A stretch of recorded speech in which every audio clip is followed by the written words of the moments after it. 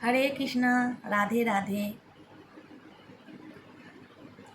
आजकल बहुत देख रहे हैं कि बोलते हैं कि पूजा पाठ में घी को घी का इस्तेमाल कीजिए, पूजा में अच्छे होते हैं। तेल का इस्तेमाल अच्छा नहीं होता है, या कुछ भी चीज़ दिखाते रहते हैं कि ऐसे पूजा कीजिए तो ये होगा, ऐसे पूजा कीजिए तो ये होगा, ऐसे नियम कीजिए, ऐसे नियम कीजिए। लेकिन एक चीज़ है, अगर आप अपना श्रद्धा भक्ति से जैसे भी भगवान को आप कुछ भी अर्पित करते हैं, भगवान वो ग्रहण कर लेते हैं। ये सही है।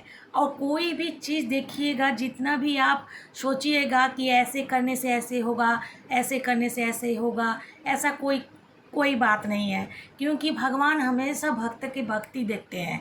आप जैसे भी भगवान को पूजा कीजिएगा, अगर आप गोपाल का पूजा कर रहे हैं, अगर आप राधा रमन का पूजा कर रहे हैं, तो आपके पास कुछ भी नहीं है, भोलेनाथ का पूजा कर रहे हैं, आपके पास कोई प्रसाद ही नहीं है, तो आप राधा रमन को, गोपाल को, आप श्री जी को आप सिर्फ तुलसी पत्र ही दीजिएगा, उसी में वो खुश हो जाते हैं।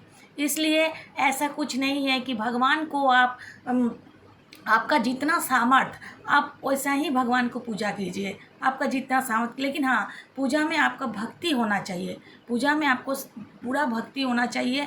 क्योंकि जो आपका जीवन में जो भी कुछ होगा वो पहले ही लिखित है, वो निश्चित है कि आपके साथ ये घटित होगा। लेकिन ये क्या है कि भगवान नहीं बोलते कि हमको ये चाहिए, वो चाहिए, ऐसे करो, यहाँ दीपक जलाओ, ऐसे करो, ऐसे करो तो तुमको ऐसे प्राप्ति होगा, ऐसे होगा। ऐसा कुछ नहीं है। भगवान हमेशा भक्त की भक्ति देखते हैं। आपका सामर्थ्य कुछ भी हो, अब भोलेनाथ के पूजा करते हैं, 3 बेलपत्र दे के भी भगवान को प्रसाद चढ़ाते हैं, तो भगवान वो ग्रहण करते हैं।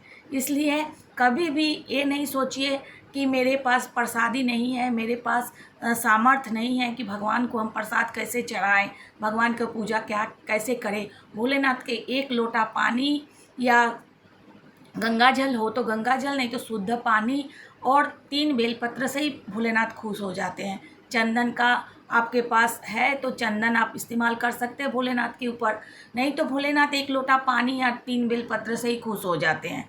और राधा रमन भी, गोपाल भी, ऐसा नहीं है कि आपको ढेर सारा भोग बनाना है भगवान को। आप तुलसी पत्र को ही आप जब आप भगवान को भोग हिसाब से चढ़ा रहे हैं, तो मन मन में उसको ये कीजिए कि हम भगवान को बहुत सुंदर सा भोग चढ़ा रहे हैं।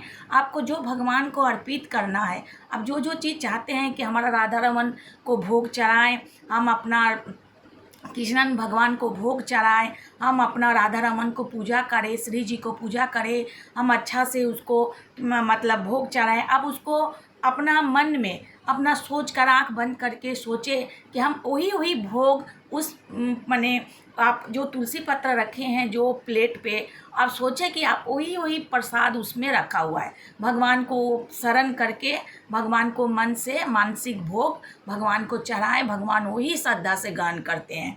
भगवान का सबसे बड़ा प्रिय होता है राधा रमन, गोपाल, श्री जी, नारायण, इस सबको बहुत प्रिय होता है तुलसी पत्र। अब अगर तुलसी पत्र से ही पूजा कीजिएगा, भगवान बहुत खुश होते हैं। आपके पास तिल का तेल है तो उसका दिया बारिए, आपके पास सरसों का तेल का दिया है तो आप उसको बारिए, आपके पास घी का दिया है तो आप उसके अकॉर्डिंग आप घी का दिया बारिए। ऐसा नहीं कि भगवान आपका भक्ति से भगवान खुश होते हैं। आपको ज़बरदस्ती आपको कुछ करने की ज़रूरत नहीं है, और नाखुश होने का भी आपका ज़रूरत नहीं है कि हम भगवान को ऐसे पूजा नहीं कर पाएँ, भगवान को अच्छे से पूजा नहीं कर पाएँ, ऐसे मत रखिए। आप ये सोचिए कि हम भगवान के श्रद्धा भक्ति से भगवान को हमने पूजा किए हैं।